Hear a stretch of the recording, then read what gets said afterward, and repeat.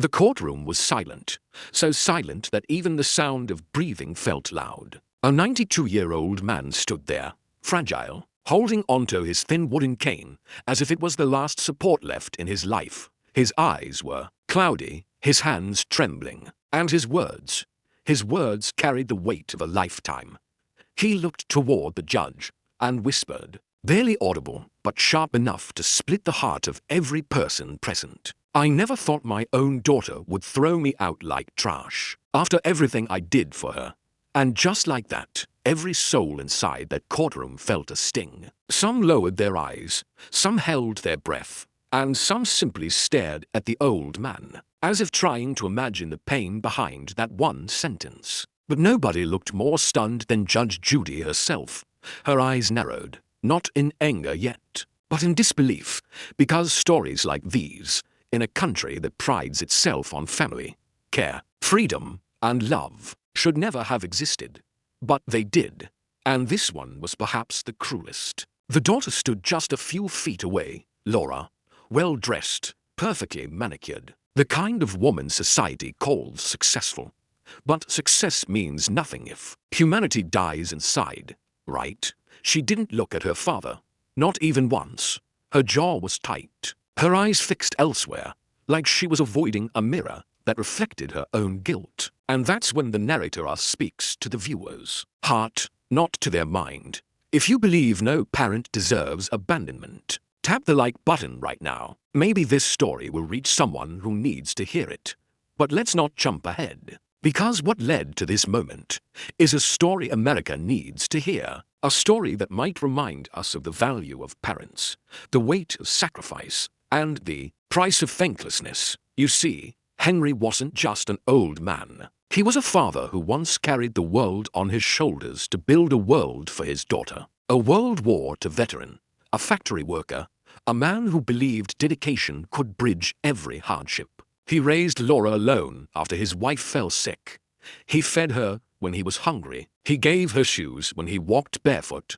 He sold land to pay for her college when he had nothing else left to sell, not even time for himself. But now time stood in front of him like an enemy. Age had bent his back, slowed his legs, and dimmed his vision. Yet his love had never weakened.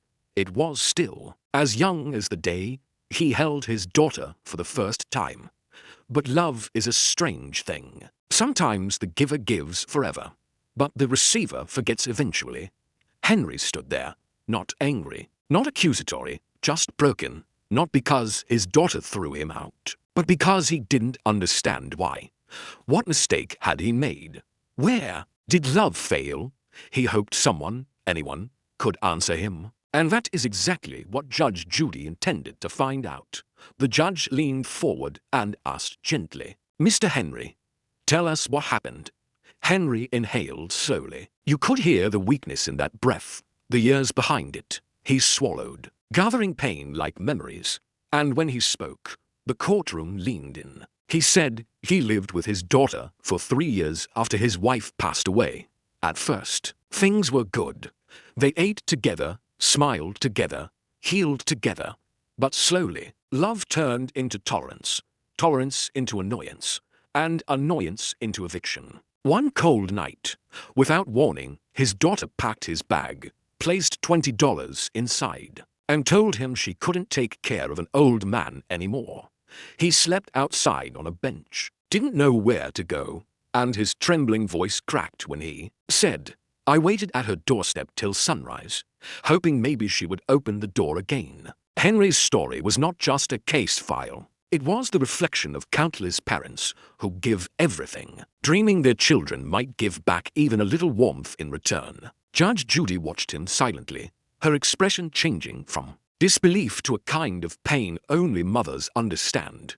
Because beneath the robe, even judges have hearts, and some stories pierce right through the robe and touch the human inside. Henry stood there as she asked gently, "Tell us about your daughter." Mr. Henry, a sad yet soft smile appeared on his wrinkled face, the kind that holds pride and heartbreak at the same time.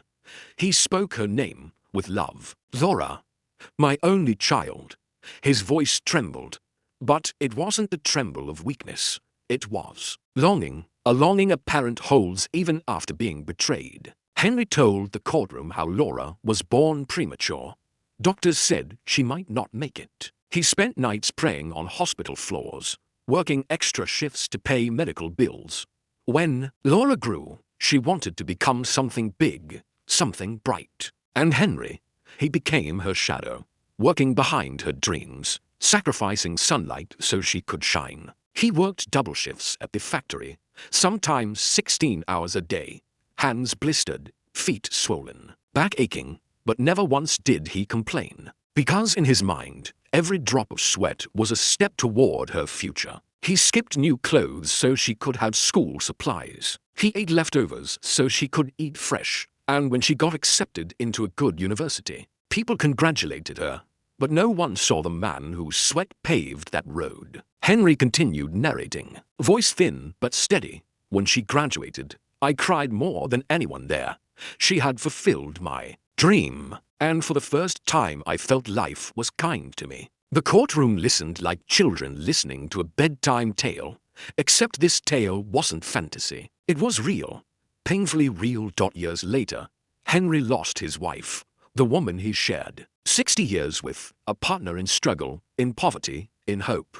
After she passed, the house felt emptier than a broken memory. That's when Laura invited him into her home. He thought maybe this was life returning full circle. Parents raise children, and children hold them in old age. He believed in this flow, like America believes in freedom.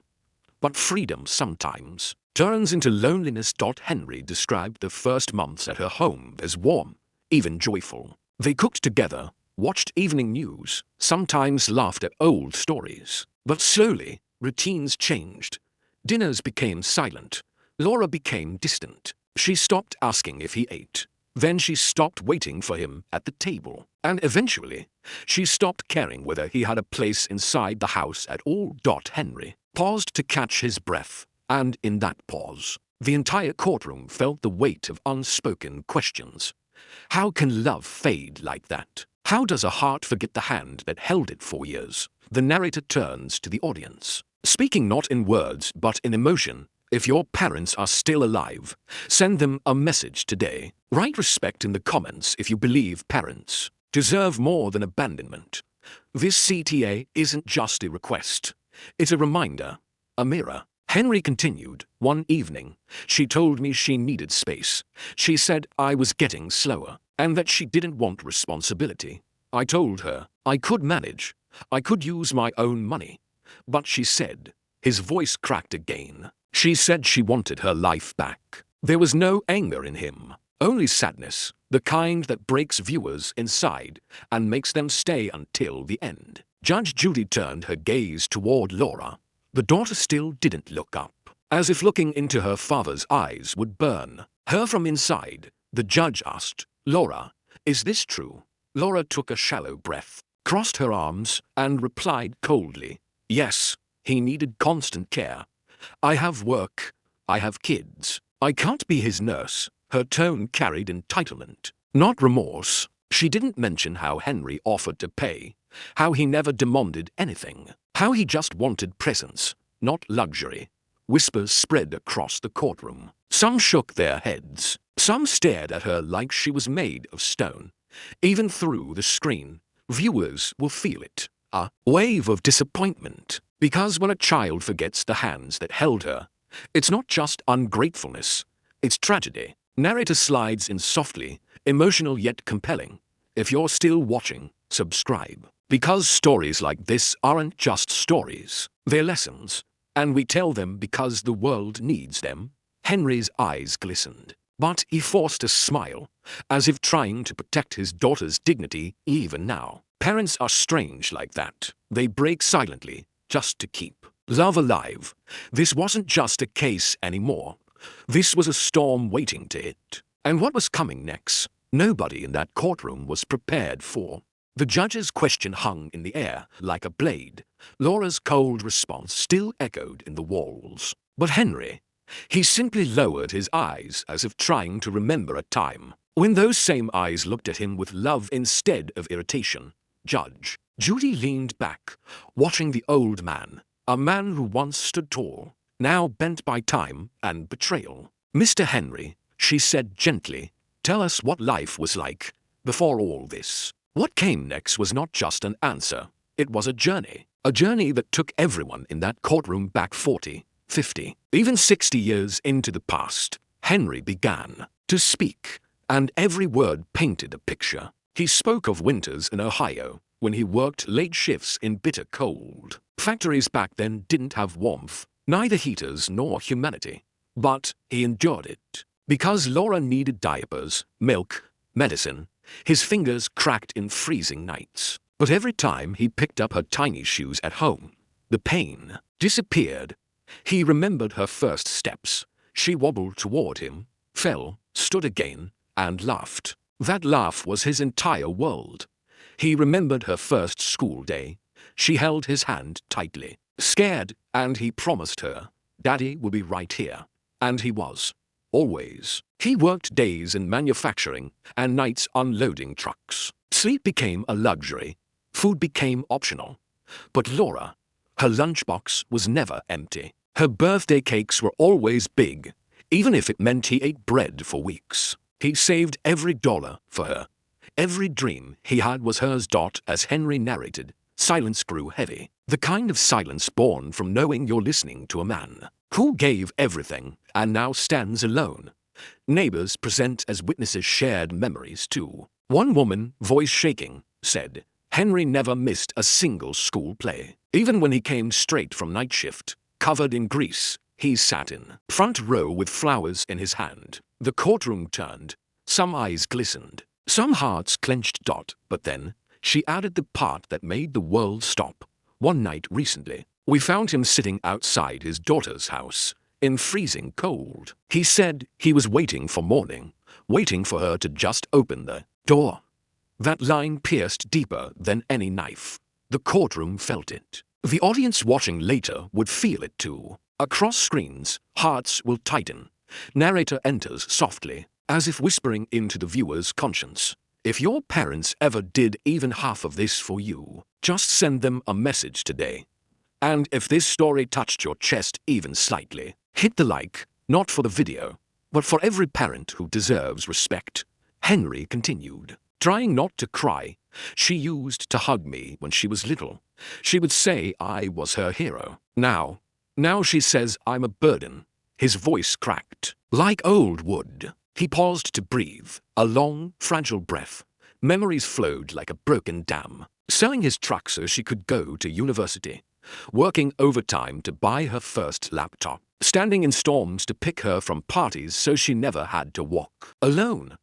He gave her the childhood he never had, and the adulthood she never appreciated. He once dreamed of spending old age rocking in a chair, telling grandchildren stories. Instead, he spent nights on park benches staring at streetlights, wondering if love had an expiration date. The flashback wasn't just a story, it was a scar. Even Judge Judy looked away for a moment, trying to hold professional composure. The court reporter blinked fast, maybe hiding tears. Because no matter how strong America builds its walls, stories like this still break through. Henry said something next that no one expected. "I don't blame her," he whispered. "Maybe I loved too much. Maybe I gave her everything, except the chance to struggle. Maybe I made life so easy that she forgot its cost." Those words hit like truth. Cold, raw truth. Sometimes love spoils. Sometimes protection blinds. Sometimes parents carry pain so children never see it, and children think the world just works. Like that. Narrator gently folds a CTA into that emotion. If you want more stories that remind us of humanity, subscribe. Not for numbers, but to keep these voices alive. The courtroom wasn't just listening anymore. They were feeling. And viewers watching will feel too, because every parent watching will remember sacrifices, every child will remember childhood, and every cold heart might warm, even for a second. Little did everyone know, this flashback was only the surface. The darkest truth was still hidden. The twist, the one that would shake America, was coming soon. The courtroom atmosphere had changed. What began as curiosity was now turning into heat. The kind that makes hearts race and minds restless. Everyone had heard Henry's sacrifices. Everyone had felt the weight of his life, the depth of his love. But now, all eyes slowly turned toward Laura, the daughter who stood like a wall of ice beside her own father's broken heart. Judge Judy straightened in her chair, voice firmer than before.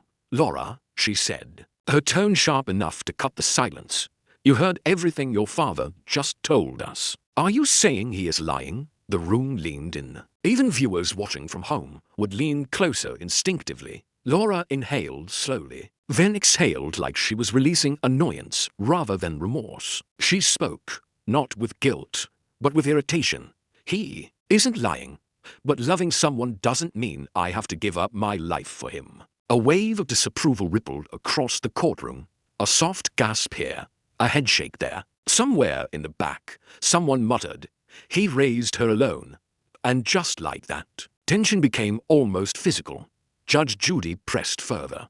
"So, throwing him out in the cold was your solution?" Laura crossed her arms, defensive posture like a shield. "He needed attention. He needed help with everything. I work, I have kids. I can't handle an old man's needs on top of my responsibilities." The words old man slapped harder than any insult. To Henry. She wasn't saying my father. She was saying a burden. Labels hurt more than actions. Henry watched his daughter speak. No hatred in his eyes, only a heartbreaking gentleness. As if even after the wound, he was ready to cover it with a kiss. Narrator enters softly. "If hearing Laura talk like this shook you, comment heartbreaking. Let's see how many people still believe parents deserve respect.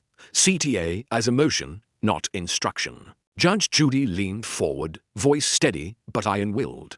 "Did he ever ask you for money?" Laura answered quickly. "No."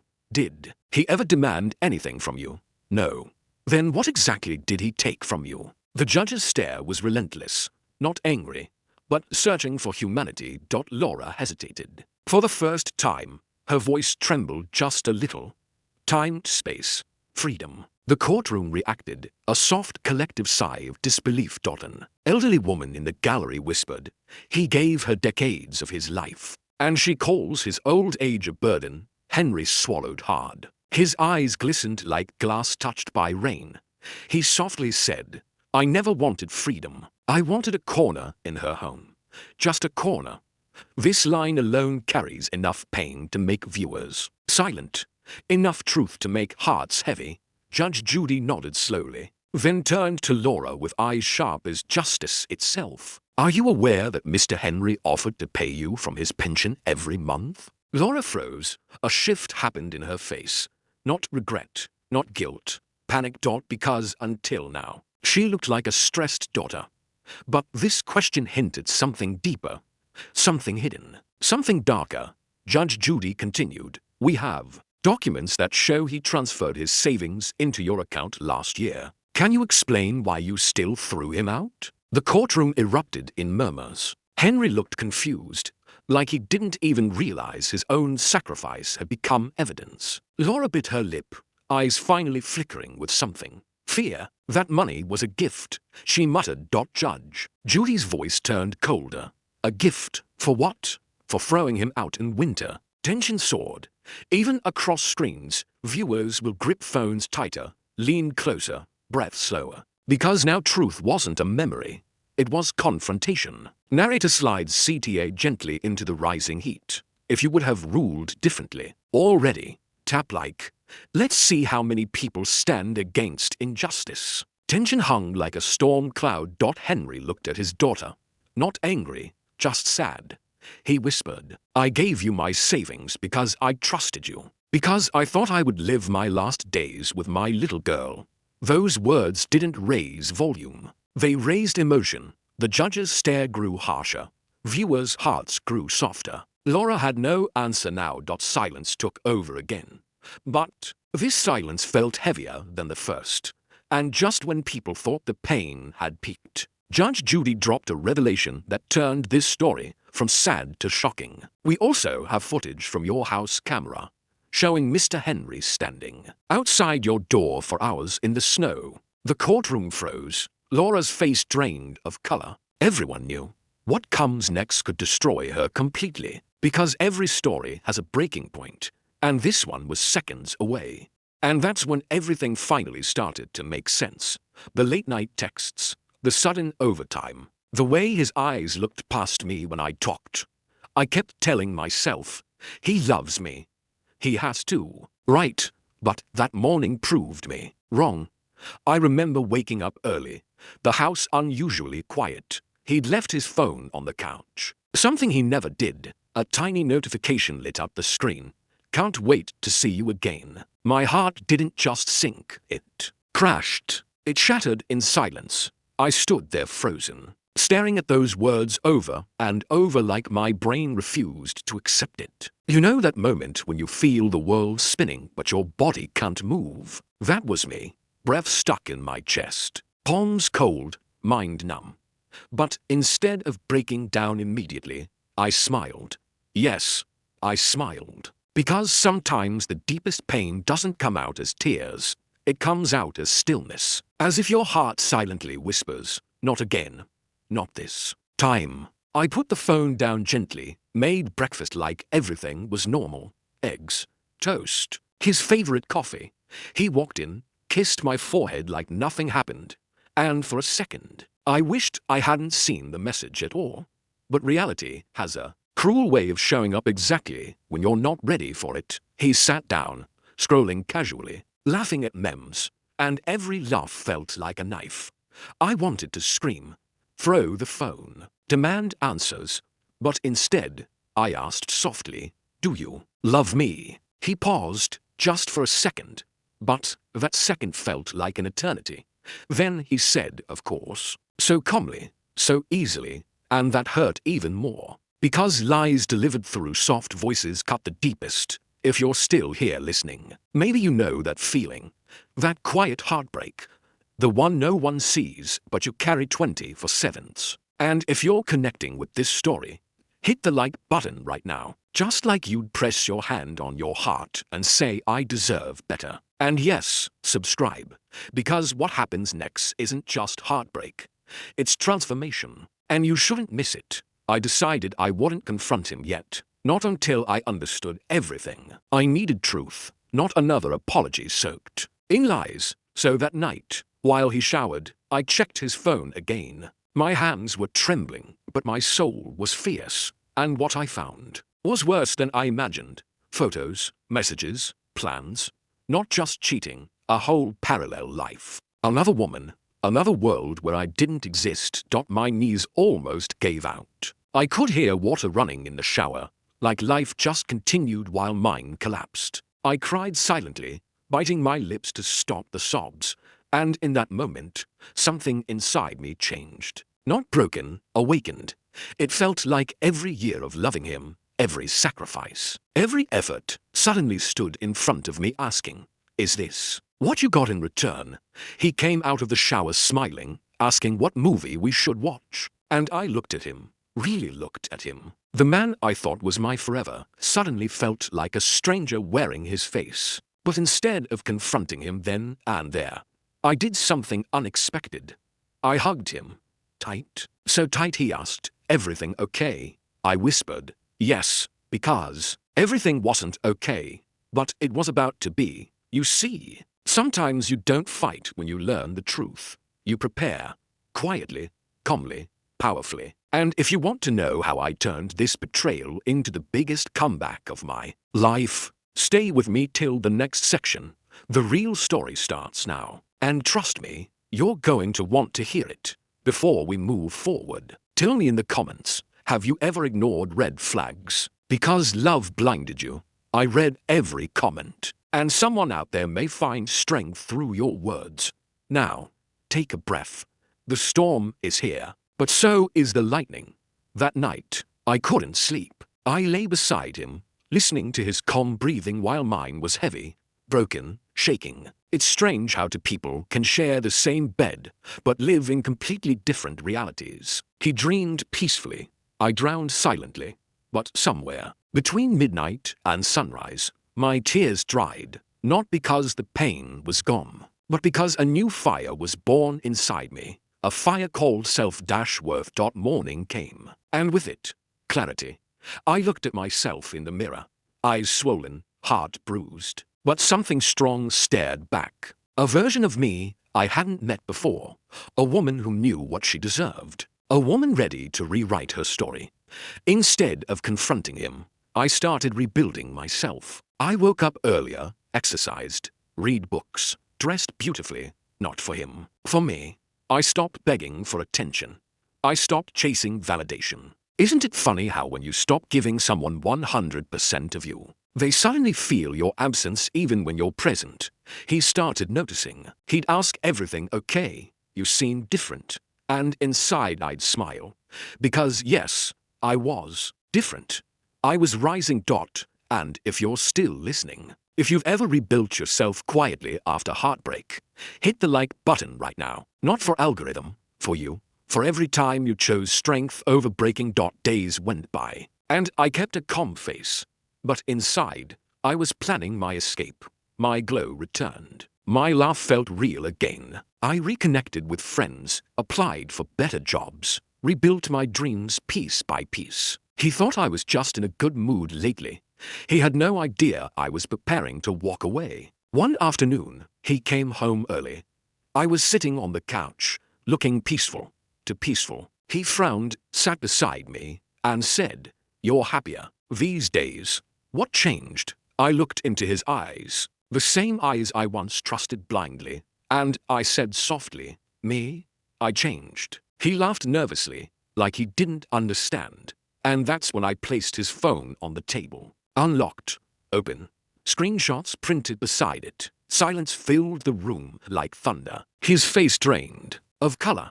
Hands shaking, words stumbling out, excuses, lies, apologies pouring like rain. But I had waited too long for that moment, and trust me, nothing is more powerful than a woman who's done trying. I didn't scream. I didn't cry. I spoke calmly, and calm hurts more than anger ever could. I know everything, and I'm leaving. He panicked, begged, promised the world, tears, apologies. The classic "it was a mistake. You're the only one I love." But betrayal teaches you one thing. Some doors should stay closed even if love stands outside knocking.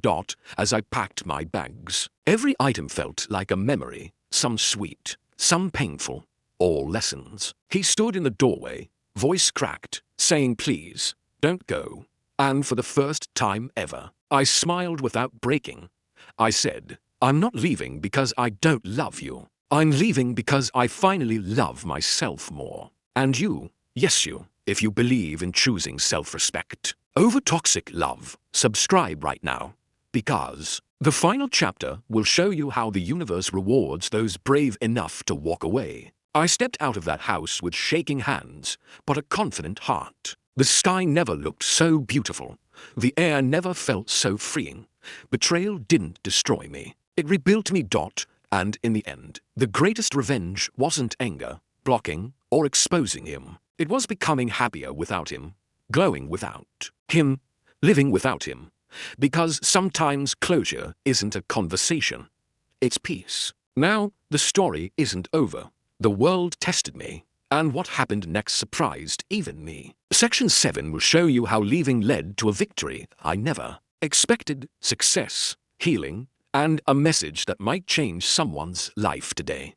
After leaving, the world outside felt like sunlight hitting a soul that had been trapped in shadows for decades. Each step I took away from that house was a step toward freedom. Freedom I hadn't realized I had lost. Every breath I drew was lighter. Every sound felt clearer. And slowly, I began to rebuild not just my life, but my sense of self-worth, my confidence, my joy. I moved into a small apartment, nothing extravagant, but it was mine, my furniture, my space, my rules, no judgments, no reminders of betrayal. I spent my mornings sipping coffee on the balcony, feeling the cold wind on my face, and finally, feeling alive again. I started reconnecting with friends I had ignored, the ones who had always supported me quietly. I enrolled in a few classes I'd postponed for years, and slowly, my world began to feel rich again. Not in money, not in status, but in moments that mattered. Then came the unexpected. Laura reached out. Her messages were tentative at first. "Can we talk?" she wrote. My first instinct was to ignore, but I paused. Every story has a chance for healing, and maybe, just maybe, this could be one of them. When we met, she was shaking, eyes red. She apologized, not just for the cold eviction, but for forgetting the man who gave her everything. She cried, a mixture of guilt and relief, as if carrying years of regret all at once. And I forgave her, not because she deserved it, but because I needed peace. Holding onto anger would have chained me to the past. Letting go set me free. That moment in forgiveness became the lesson I shared with the world. It wasn't revenge that healed me. It wasn't proving a point. It was love. Love for myself, for my journey, and even for the daughter who once forgot me. The courtroom, the judge, the neighbors, they all witnessed parts of this story. But the real victory was private, intimate, and profound. And here's the truth that every viewer needs to feel deep in their chest. No parent deserves abandonment, and no child should forget the sacrifices that built their life. Sometimes, life is cruel, but it is also fair when we choose to rise from pain rather than collapse under it. As I shared my story publicly, messages poured in from people all over America. Parents, children, caregivers, and even strangers wrote, "Thank you for reminding us what love looks like. Thank you for showing that strength is not in retaliation, but in rising." These messages became part of my healing, a reminder that our stories ripple far beyond our own lives. And now, as I sit here reflecting, I realize the biggest gift this journey gave me wasn't material, it wasn't money, it wasn't justice, it wasn't even recognition. It was the knowledge that I could survive heartbreak, betrayal, and loss, and still emerge whole. I could live fully, love deeply, and forgive genuinely. To everyone watching this, here is what I want you to take away. Call your parents today. Hug them, thank them, appreciate the sacrifices they made, even the invisible ones. If you have a child, remember that kindness, respect, and gratitude are lessons they will carry for a lifetime. Life is fleeting, and love is fragile. Don't wait for a courtroom or tragedy to remind you. And if this story moved you even a little, please do the simple things that make a difference. Like this video, share it with someone who needs this reminder, and subscribe to hear more real stories that inspire, heal, and transform lives. Every like, every share, every subscriber is a step towards spreading love, empathy, and awareness in a world that desperately needs it. Finally, remember Henry, not just as a 92-year-old man who was thrown out of his daughter's house, but as a symbol of resilience, compassion, and grace. His journey teaches us that even in betrayal, there is a path to peace. Even in heartbreak, there is a chance to rise. Even when the world turns cold, our hearts can remain warm. So take a deep breath. Let this story sink in, and let it remind you of the power of love, forgiveness, and human dignity. And above all, don't let another day pass without telling someone you love and appreciate them, because sometimes that simple act is the difference between a story that breaks hearts and one that heals them.